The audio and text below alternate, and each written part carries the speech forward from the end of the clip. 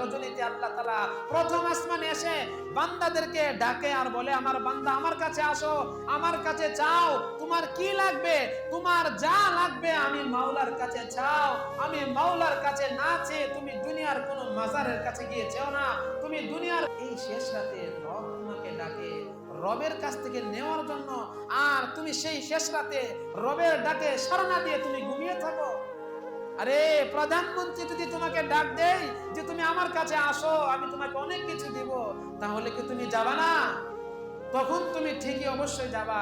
কিন্তু যেই রব তোমার সেই প্রধানমন্ত্রীকে বানিয়েছে, ওই প্রধানমন্ত্রীর রব, ওই রব তোমাকে প্রত্যেক দিন ডাক দেয়, আর তুমি শেষ রাতে সেই রবের কাছে না চেয়ে ঘুমিয়ে থাকো।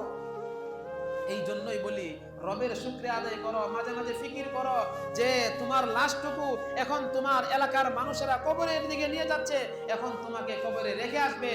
আর যখন তোমার লাশটা এরকম ভাবে কবরে নামানো হচ্ছে, নামানোর পর এখন তোমার লাশটা কবরে রাখবে।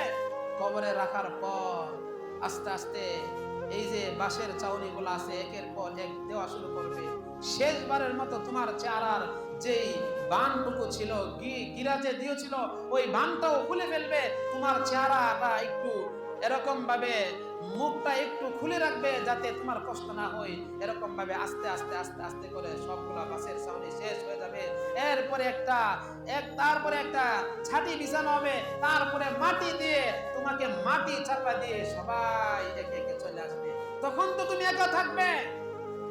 তখন তোমাকে ফেরেশতারা প্রশ্ন করবে, মার রব্বুকা, তোমার রবকে, মা দিনুকা, তোমার দিন কি, ওমান নাবিয়ুকা, তোমার নবীকে। যদি সঠিক উত্তরটা দিতে পারো তাহলে তোমার ঠিকানা হবে জান্নাত, আর যদি সঠিক উত্তর দিতে না পারো তাহলে তোমার ঠিকানা কোথায় হবে? কোথায় হবে? জাহান্নামের কথা কি মনে হয়? জাহান্নামের কথা কি মনে হয়? ফাত্তাকুন নারাল্লাতী, হে দুনিয়ার নাফরমান মানুষেরা, ওই জাহান্নামকে ভয় করো। ফাত্তাকুন নারাল্লাতী, ওই জাহান্নামের আগুনকে ভয় করো। ওয়াকুদুহান নাস, যার লাকড়ি হবে, যার জ্বালানি বস্তু হবে, ওয়াকুদুহান নাস ওয়াল হিজারা, মানুষ এবং পাথর। ওই জাহান্নামের আগুনের